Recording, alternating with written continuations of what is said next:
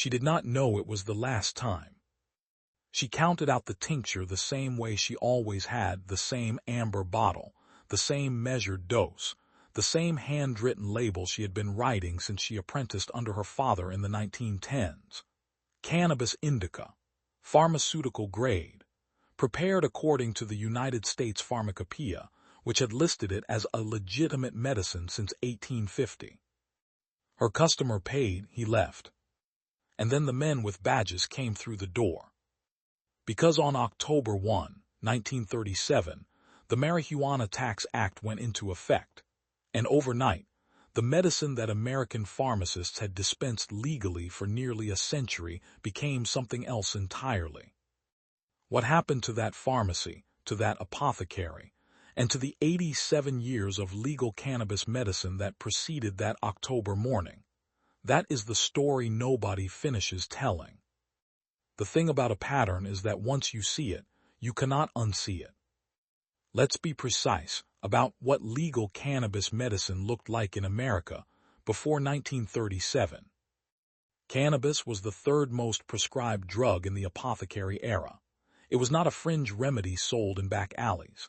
It was stocked by mainstream pharmaceutical manufacturers including Eli Lilly, Parke-Davis, and Squibb, companies whose names still exist today. It appeared in tinctures, extracts, and pressed tablets in pharmacies from New York to San Francisco. Physicians prescribed it for migraines, muscle spasms, insomnia, and pain management. Before 1937, cannabis and its products were perfectly legal and commonly used in medicines in the early days of pharmacy. The United States Pharmacopeia, the official compendium of American medicine, had included cannabis since 1850 and would not remove it until 1942, 5 years after it had already been made functionally impossible to sell. The American Medical Association knew what this medicine was. When the Marihuana Tax Act was moving through Congress in 1937, the AMA came out sharply opposed. Dr. William Creighton Woodward, the AMA's legislative counsel, blasted the bill for being prepared in secret and argued that the tax placed an undue burden on physicians prescribing cannabis and pharmacists who sold it. He also pointed out that by using the term marijuana, Congress had disguised the bill's implications. Healthcare professionals knew the drug by its botanical name, cannabis sativa, not the racially charged street term written into the law. The formal opposition had no chance to make its case. The bill passed on August 2, 1937. It went into effect October 1st, and in pharmacies across America, women and men who had dispensed a legal, documented, pharmacopeia-listed medicine, their entire careers watched it become untouchable overnight. To understand why that apothecary's last sale happened, you have to understand one man. Harry Anslinger was the first commissioner of the Federal Bureau of Narcotics, a post he held from 1930 to 1962.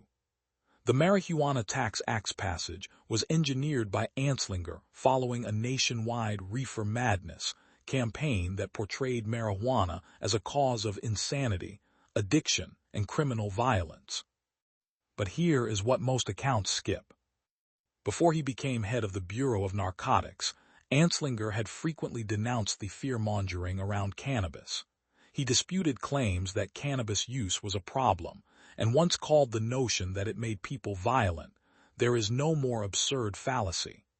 But in the early 1930s, Anslinger reversed course entirely. Historians point to two reasons. First, after prohibition on alcohol ended in 1933, the Department of Prohibition Anslinger headed became obsolete, and he needed a new mission. The second reason runs deeper. Anslinger teamed up with William Randolph Hearst, owner of a chain of newspapers who had invested heavily in the timber industry, and did not want hemp paper competing with wood pulp. Together, they launched an anti-marijuana campaign. Hearst's papers ran stories connecting cannabis to Mexican immigrants and black jazz musicians, deliberately constructed racial panic, published nationally, daily. Anslinger's wife was related to Andrew Mellon, her uncle by marriage. the Treasury Secretary who appointed Anslinger and was the primary financial backer of DuPont, which had patented new synthetic fiber and chemical products directly competitive with hemp. The man who banned cannabis medicine had a family connection to the man who funded the industry that replaced it. Nobody talks about that. On October 5, 1937, Samuel R. Caldwell and Moses Baca became the first people arrested for marijuana sale and possession under the Marihuana Tax Act, which had gone into effect just 3 days earlier. Caldwell was 58 years old, a farmer. He was found at a Denver hotel attempting to sell 2 marijuana cigarettes to Moses Baca, who was 26. The law they had violated was almost Kafkaesque in its construction. Growing and selling marijuana were still technically legal, but only if you had purchased a $1 government tax stamp, and that stamp was not available for sale. The law required compliance with a procedure the government had deliberately made impossible. There was no mechanism for a pharmacist, a farmer, or a street seller to become legal. The stamp did not exist. Judge Foster Symes sentenced Caldwell to 4 years of hard labor at Leavenworth Penitentiary and a $1,000 fine. At sentencing, the judge declared, "I consider marijuana the worst of all narcotics, far worse than the use of morphine or cocaine. Under its influence, men become beasts." Samuel Caldwell served his sentence. He was released from prison in 1940. He died on June 24, 1941, 1 year after his release.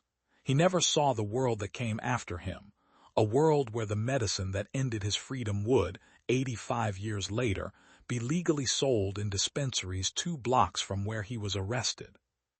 Cannabis was incorporated into the products of the early pharmaceutical companies.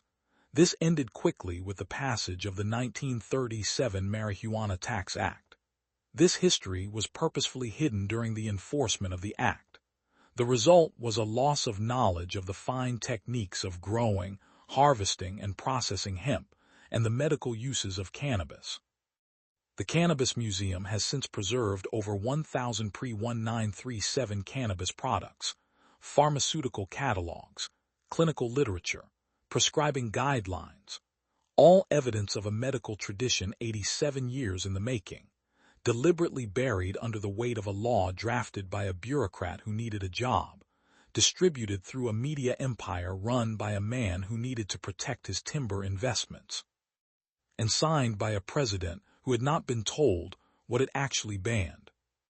The apothecary who sold that last bottle of cannabis tincture in October 1937 was not selling a dangerous drug.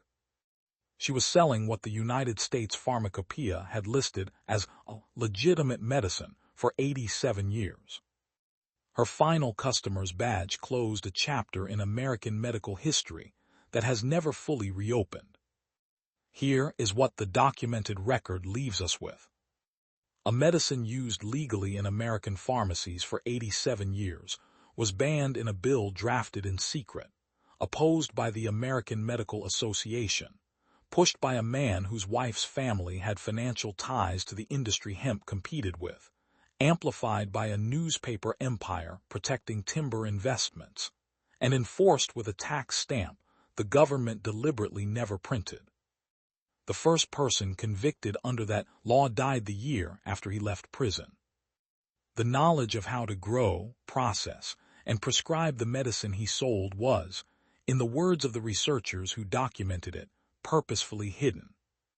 And 85 years later, states are legalizing what was taken, while the medical knowledge destroyed in 1937 is still being reconstructed, piece by piece, from pharmaceutical catalogs in museum archives. That is not the end of a story. That is the beginning of a question worth asking.